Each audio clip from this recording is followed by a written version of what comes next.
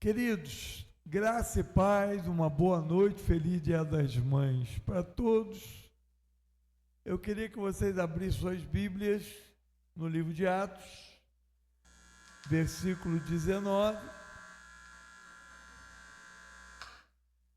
Não sou eu. Amém? Atos 3, 19. Queridos, prestem bem atenção. Nós estamos iniciando uma série, hoje é a primeira parte de uma série de mensagens que nós estaremos ministrando sobre a igreja. São passos iniciais que nós precisamos dar. Eu estou fazendo da igreja hoje como se todos vocês fossem novos convertidos. Hoje, Dia das Mães, eu estou estreando a igreja vazia, né? Será que tem muita mãe viajando, muita mãe jantando fora com os filhos, né? Seria tão bom estar todo mundo aqui, né? Seria uma bênção, mas cada um conduz segundo o que lhe apraz. Eu costumo dizer que colhemos o que plantamos e nós devemos honrar a Deus sempre. Honrar a Deus sobre todas as coisas é um princípio. Mas eu gostaria de compartilhar com vocês como se nós estivéssemos numa classe, iniciando uma turma, amém? Que tivesse que aprender do básico, tudo aquilo que nós temos que aprender. Eu não sei qual foi a tradução, você botou King James, tenta achar para mim a Ara, Almeida Revista Atualizada, se você puder. Amém? Eu vou ler na minha tradução que diz assim: arrependei-vos, pois e convertei-vos para serem cancelados os vossos pecados. Amém? Vamos lá? Eu quero orar, feche os olhos. Pai querido, Pai santo, eu quero colocar essa mensagem diante da tua presença, te suplicando, te pedindo que o Senhor abençoe a vida de cada irmão que está aqui e que essa palavra possa penetrar profundamente ao coração de cada um deles. Em nome de Jesus, amém. Vamos lá. Primeiro, a caminhada espiritual, ela começa com uma palavra. Quem caminha espiritualmente no Senhor? Quem tem um coração arrependido. Sem arrependimento, obrigado, Gugu. Sem arrependimento, não tem como uma pessoa caminhar na presença de Deus. Mas esse arrependimento, ele deve ser um arrependimento de uma mentalidade contínua. Amém? De uma mentalidade contínua de arrependimento. Porque quando você aceita Jesus, você não troca de corpo, você não troca de mente imediatamente. É um processo que você passa, você aceita Jesus, o sangue de Jesus vem sobre a tua vida e te purifica de todo pecado. Você sente o toque do Espírito que te convence do pecado, da justiça e do juízo. Ele te convence e você começa a entender as consequências do que o seu pecado, seu estilo de vida mundano te levou até onde. E aí você lê a mensagem da cruz, todo novo convertido, todo cristão. Eu digo hoje, nós temos uma grande vantagem. Nós poderíamos pegar todos nós aqui hoje, sairmos daqui hoje, irmos para casa e vermos aquele filme de Mel Gibson, A Paixão de Cristo. Ali está a consequência de tudo que eu e você já fizemos. Um pequeno exemplo, aquilo ali é uma fagulha. Essa semana eu estava estudando de um médico francês, ele é um médico legista, né? Aquele médico que examina cadáver, né? Ele estava apresentando o quadro de Jesus Cristo mediante a todo o sofrimento toda a tormenta que ele passou, os ossos das costas de Jesus ficaram expostos. Você via osso de costela exposto. Ele falou, ele relata no seu laudo médico que ele só mesmo o poder de Deus para manter Jesus vivo e ir para a cruz, porque a maioria dos futuros crucificados, eles já morriam na sala de açoite, no momento do açoite, eles morreriam. Por quê? Porque havia tirada de pedaço de carne sairia do corpo, o sangramento era, todos os vasos sanguíneos das costas eram expostos e eram lesionados, e o sangue era derramado copiosamente, e Jesus tinha uma desvantagem. Jesus estava 3 dias em julgamento, assim como o cordeiro que ia ser morto na Páscoa, ele ficava 3 dias separado sem comer, e Jesus estava sem comer, Jesus estava açoitado, espancado, a parte da carne das costas de Jesus saiu, e ele foi muito derramamento de sangue.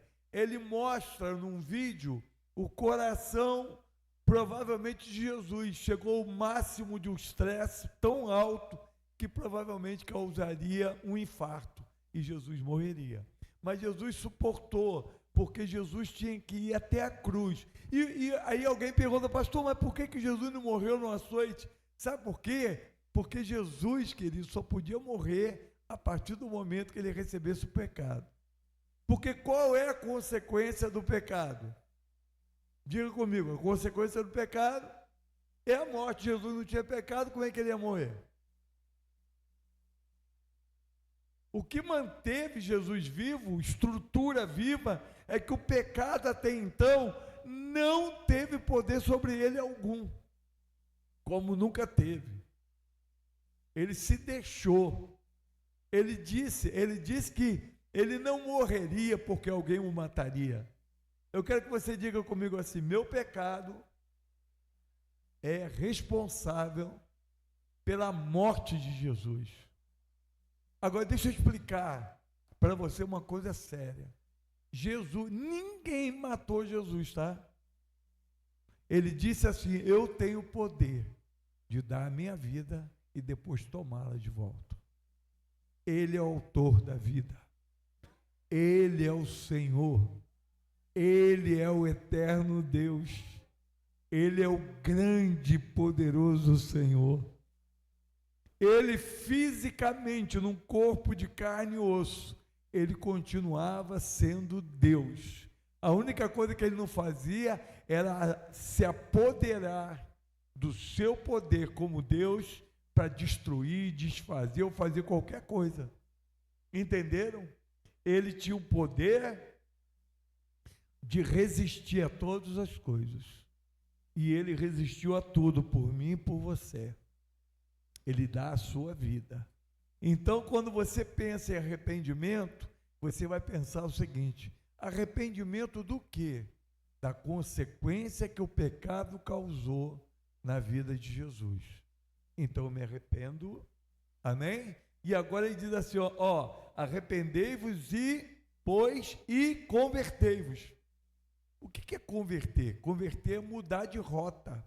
Eu estou indo numa direção e eu me converto, mudo de rota, mudo de direção. Em vários aspectos. Primeiro aspecto, Jesus estava, todos nós aqui estávamos andando em direção ao inferno. Eu quero que você diga assim, uma pessoa andando em direção ao inferno não anda na mesma direção que uma pessoa salva anda. Não pode andar. Você não pode encontrar no caminho de mão dada e andar com alguém que está caminhando em direção ao inferno.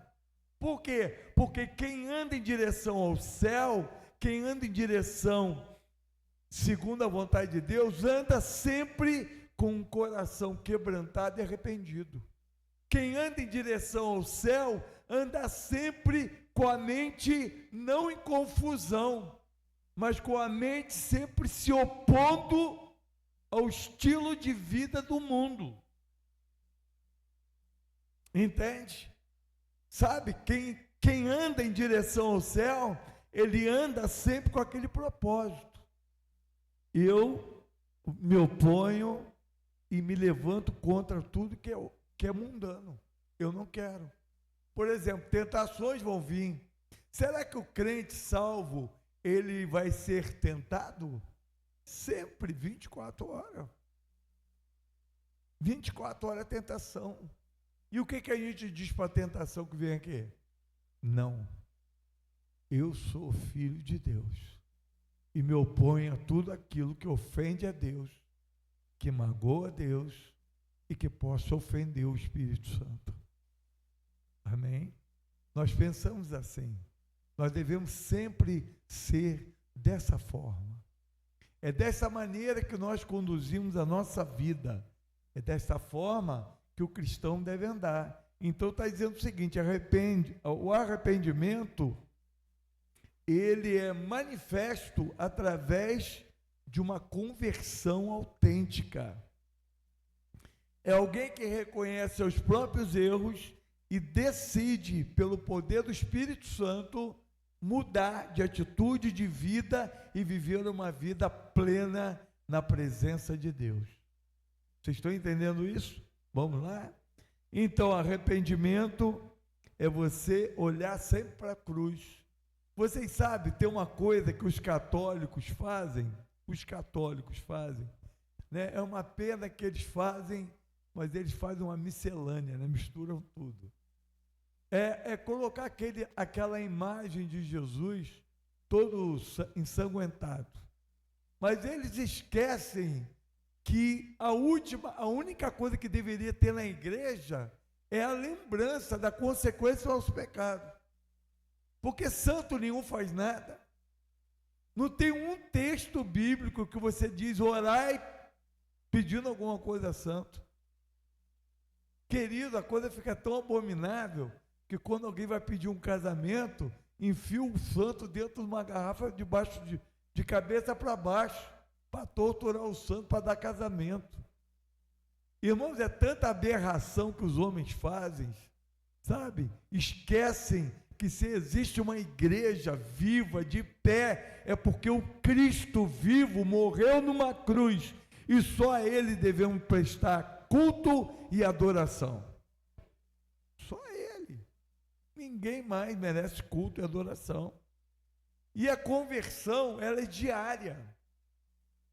Você não se converte, estou convertido e pronto. Como diz o pastor Adalberto, é um dia de cada vez, né, pastor? Como é que o senhor fala mesmo? É só por hoje. Diga assim, minha conversão é hoje. Amanhã eu vou dar continuidade. Porque pode ser que amanhã você caia. Pode ser que amanhã você fale. Mas o que a Bíblia promete se alguém cair? Ainda que caia, não ficará prostrado, porque a mão do Senhor te sustentará. Isso está onde? Salmo 37, versículo 24. Ainda que caia, não ficará prostrado. Então, nós temos que ter essa consciência da conversão.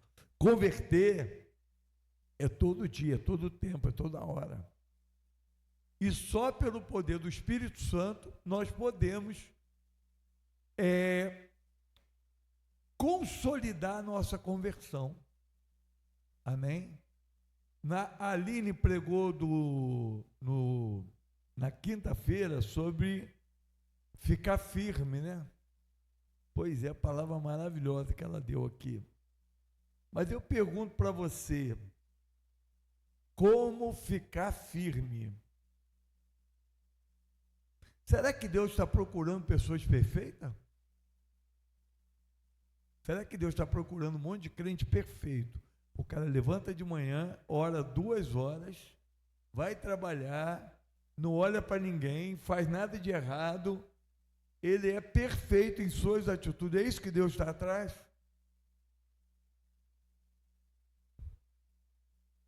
Porque hoje eu quero colocar isso aqui como uma sala de aula, né? Tem pouca gente, mas tem gente aqui ouvindo. E cada alma aqui para mim vale mais do que o mundo inteiro. Então bota isso no coração, no teu coração. O que Deus está procurando, será que crentes perfeitinhos? Deus não procura crente perfeito, Deus procura gente de quê? De coração quebrantado, espírito contrito. Lá em Lucas capítulo 5, versículo 32, diz assim, ó, não vim chamar os justos, mas sim pecadores ao arrependimento. Então não tente, não carregue esse jugo de que você tem que ser perfeito. Pastor, eu falei, falhou? Parabéns, eu também já falei muitas vezes. Hoje, sabe por que eu falho menos? Porque eu fiquei velho. Sabe, a gente envelhece, amadurece, né? A gente pensa mais, se dá o direito de refletir. A gente não está como os jovens agindo debaixo de emoções, paixões. Nós estamos agindo debaixo de uma sensatez, da razão, da lógica, né? Eu sempre pergunto para mim, quando eu tenho que tomar uma decisão, né, que eu detesto ter que ficar em sinuca de bico, quando as pessoas me colocam para tomar decisões, não sou eu que tenho que decidir, me dá um tempo a pensar. Quem agiu assim, hein? Lembra de Jesus quando trouxeram a mulher que foi pega em adultério? Chegaram para Jesus e falaram assim, ó, essa mulher foi pega em adultério e ela tem que ser apedrejada segundo a lei de Moisés. Deram um cheque ali em Jesus, mas não era checkmate. Era só um cheque, não checkmate. Amém? Aí o que aconteceu? Jesus, em vez de responder, ele não responde. Ele se abaixa, em silêncio, e começa, alguns dizem que ele escrevia o nome daquelas pessoas que estavam ali. Porque Jeremias diz que quando você escreve o nome de alguém no chão, você está colocando ela em juízo. Aí Jesus, imagine só que Jesus sabia o nome de todo mundo que estava ali acusando, e ele começou a escrever. Por isso que quando ele chegou e falou, ó, aquele que não tem pecado, atire a primeira pedra, eles olharam o nome no chão e sabiam que a partir daquele momento, se eles declarassem qualquer palavra, eles estariam debaixo de juízo. Aí eles jogaram as pedras fora e ó. Mas Jesus pensou, Jesus analisou. Quantas vezes você cai em laços e toma atitudes e decisões porque você foi precipitado? E eu pergunto, será que eu não faço isso hoje? Faço. De vez em quando eu piso na bola, irmão. E eu quero dizer para você que isso é bem humano. Amém? Bem-vindo à humanidade. Onde se manifesta o verdadeiro arrependimento? Bota lá para mim, Davi. Salmo 51, versículo 17. Amém? Não fique em crise, queridos. Diz assim, sacrifícios agradáveis a Deus são um espírito que e um coração que compungido, contrito, não desprezará o Deus. Isso é, quando você se quebranta no espírito, você se arrepende no espírito, porque deixa eu explicar uma coisa para você. Tua alma e a minha alma, nós somos soberbos. Todos nós aqui temos uma alma soberba. A nossa carne esquece qualquer tipo de conversão. Quem nos leva ao quebrantamento espiritual é o nosso espírito humano. É ele, na relação com o Espírito Santo, que convence a alma de que ela está errada. Por isso que lá em Hebreus 4:12 diz que a palavra de Deus é mais penetrante do que espada alguma de dois gumes, que penetra na divisão de alma e espírito, né? Se você puder botar, botou, obrigado, porque a palavra de Deus é viva, eficaz e mais cortante do que qualquer espada de dois gumes. Penetra até o ponto de dividir a alma e o quê? Juntas e medulas, e apta para discernir os pensamentos e o propósito do coração. O que ele está dizendo? Que o Espírito Santo, pelo poder da palavra, ele recebe a revelação, o espírito humano, pelo Espírito Santo, e ele traz conexão com a alma, e a alma entende a revelação que vem de Deus. E aí, queridos, é que está a grandeza da nossa relação com Deus. É aí que está a grandeza da nossa intimidade com Deus. É quando o Espírito Santo convence, ele revela ao espírito humano a sua grandiosidade, as suas maravilhas. E esse espírito humano agora comunica esse conhecimento à nossa alma. E às vezes, sabe o que acontece? Eu já aprendi, estou velho já nisso. Eu já aprendi sobre isso. O que eu aprendi? Tem gente que fala, poxa, Deus me deu um negócio aqui que... E a gente se acha.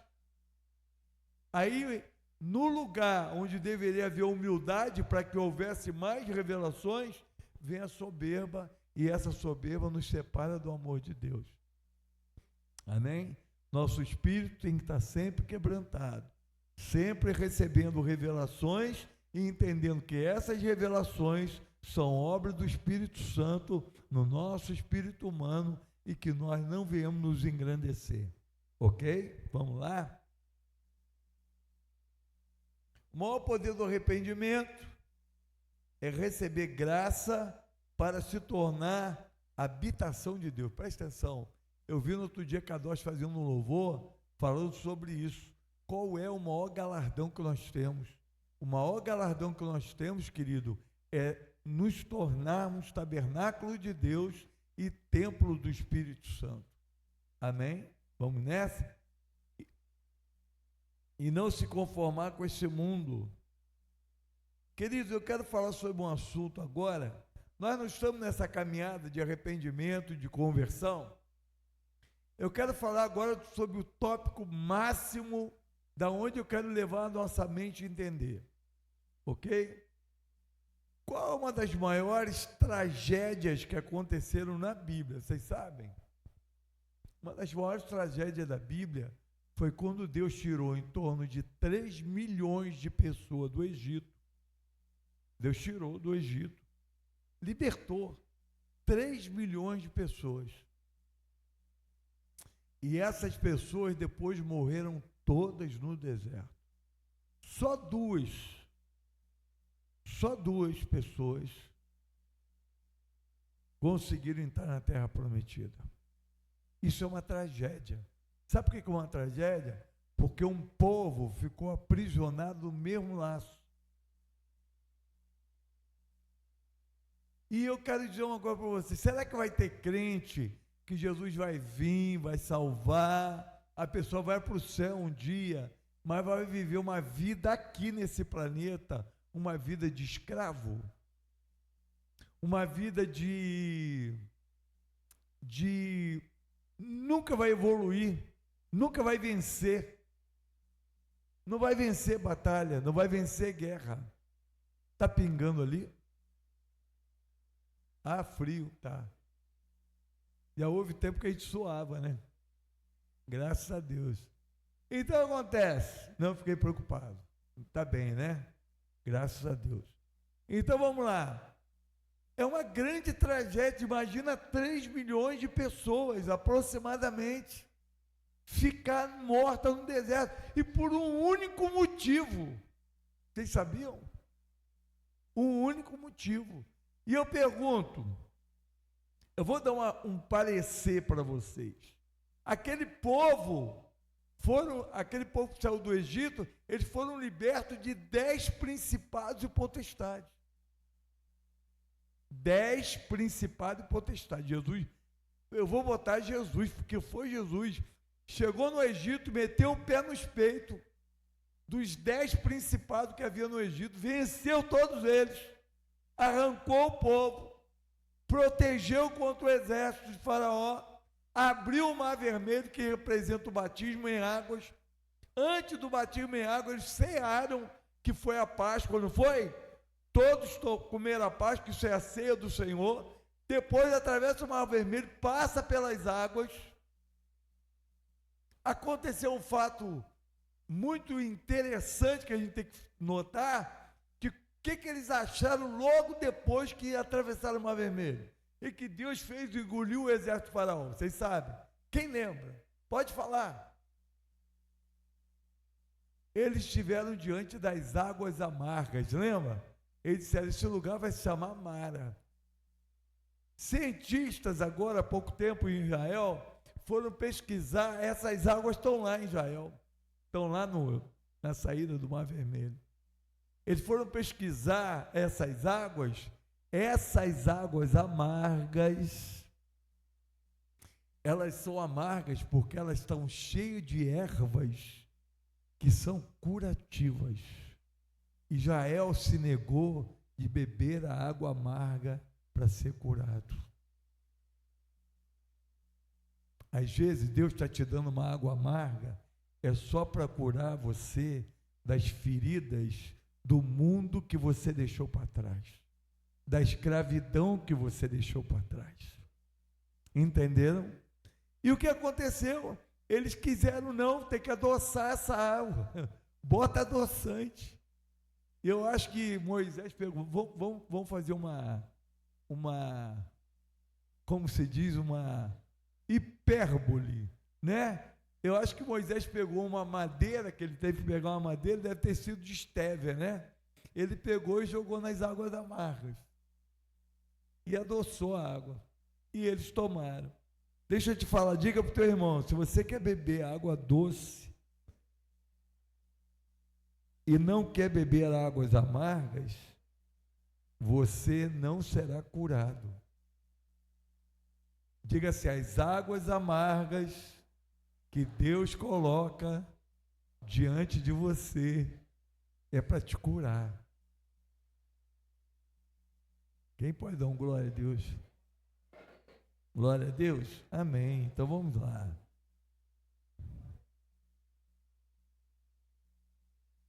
Aquele povo, Deus fez o quê? Venceu 10 principados. Agora eu pergunto para você, vamos trazer para a nossa atualidade.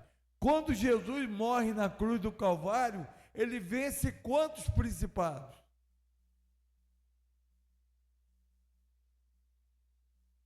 Diga comigo, todos. Diga assim, Jesus venceu todos os meus inimigos. Diga para a pessoa que está alterando, você não tem motivo para ficar abatido. Seus inimigos estão todos derrotados.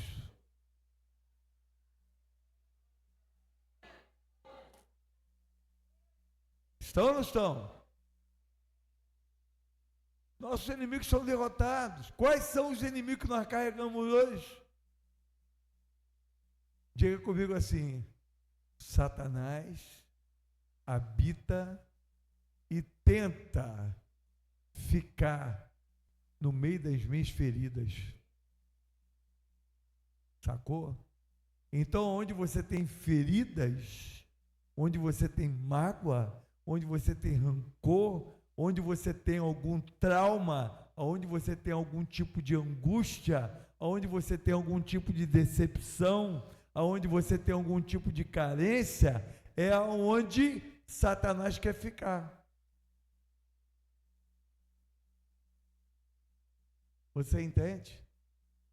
Então o que você tem que fazer? Teu pior inimigo não é o diabo não, querido. É você mesmo.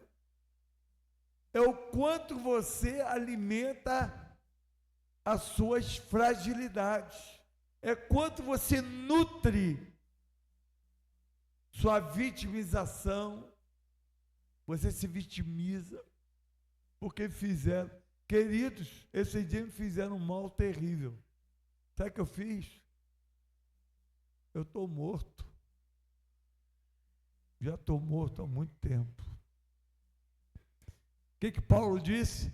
Não sou eu mais que vivo, mas Cristo vive em mim. E a vida que eu vivo agora, vivo para a glória do Filho de Deus. Entendeu? Então você vai ser ferido, você vai ser decepcionado, você vai ser traído, vão mentir contra você, vão falar um monte de coisa, vão tentar te denegrir, você quer o quê? Se Jesus disse que nesse mundo tereis o quê? Nesse mundo tereis aflições, mas o que ele disse mais? Tende bom ânimo, porque eu venci o mundo. Agora vamos ver por que aquele povo ficou prostrado.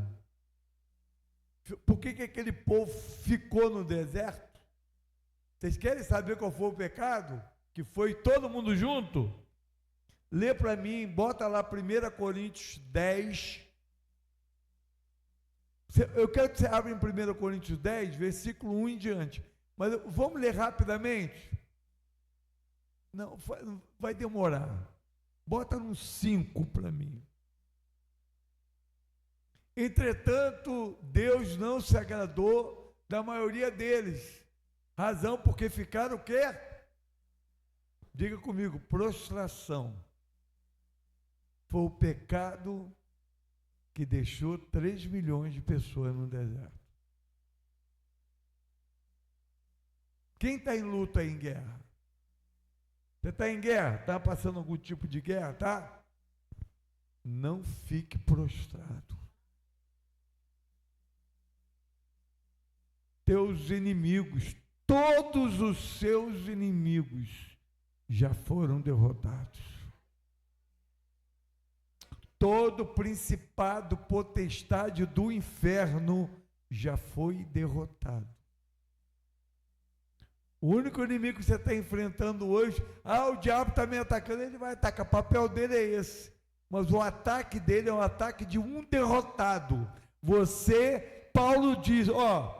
Paulo diz, já sofri naufrágio, já fui apedrejado, já sofri açoite de todo jeito, já tentaram me matar várias vezes, já passei fome, já passei frio, já passei sede, já tive totalmente no frio, já enfrentei feras. E o que ele diz no final? Mas eu posso todas as coisas naquele que me fortalece. O que Paulo está dizendo? Que ele não vai ficar prostrado. Quando ele recebe a sentença, Paulo, você vai morrer e ser decapitado. O que Paulo faz? Combati o bom combate, acabei a carreira, guardei minha fé, e agora eu vou receber uma coroa.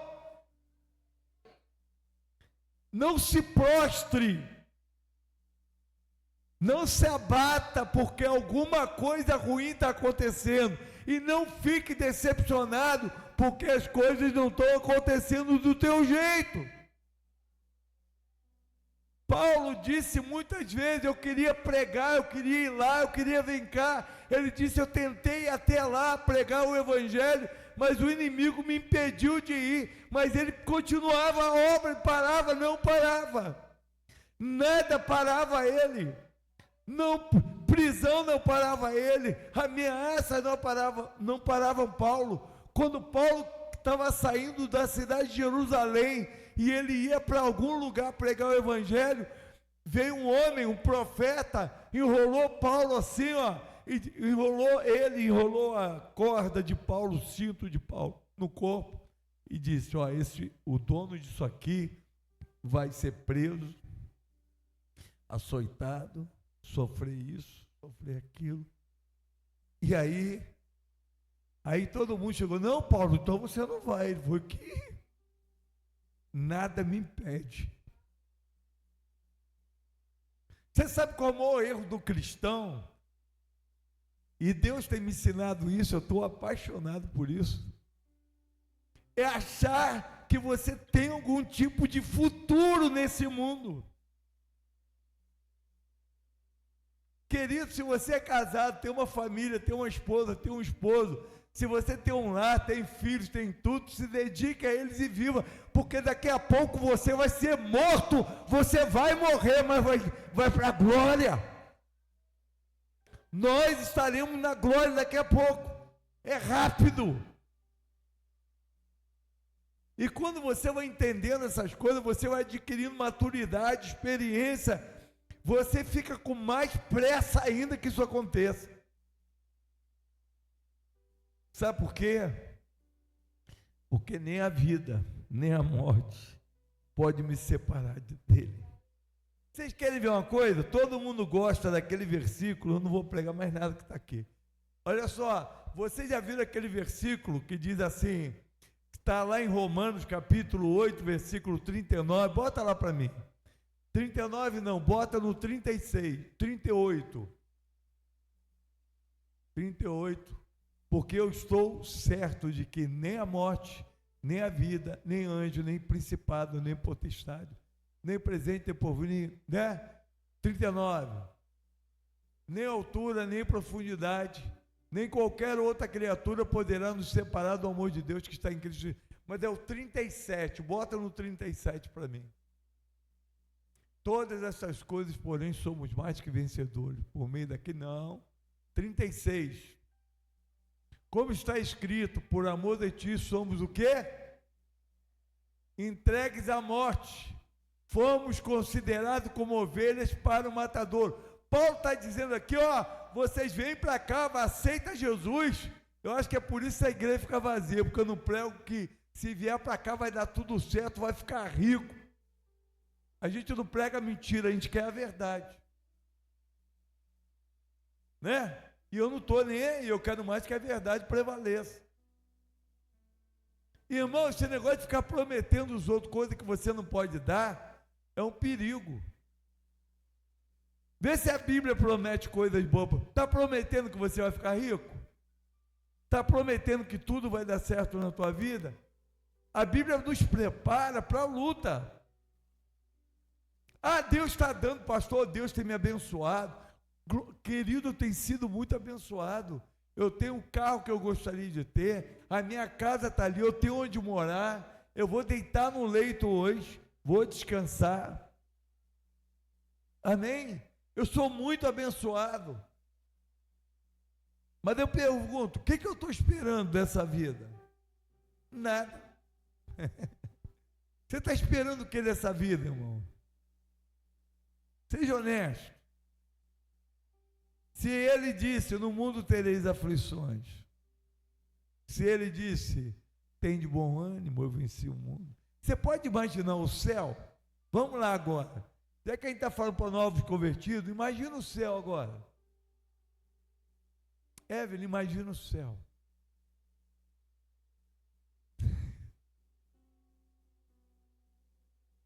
Imagina o céu. Vamos estar lá, querido, daqui a pouquinho. E eu quero levar meus filhos, meus netos, eu quero levar todo mundo que eu puder. Eu quero levar essa igreja inteira. Eu não quero perder ninguém, porque lá é eternidade, queridos. Lá é salvação eterna. Eu quero que nossos filhos, nossos netos subam e vão para a glória e a gente esteja lá com ele eternamente. Tudo aqui acaba, tudo aqui passa. Eu quero ir para o céu. Eu quero estar com Jesus. Eu quero ir para a glória. Eu quero viver em Cristo. Sabe? Eu fico olhando o céu, fico imaginando o céu toda hora. E eu falo para ele, eu digo uma coisa para Jesus, sabe? Eu falo sempre para ele assim, quando eu chegar aí, a primeira coisa que eu quero é olhar nos teus olhos.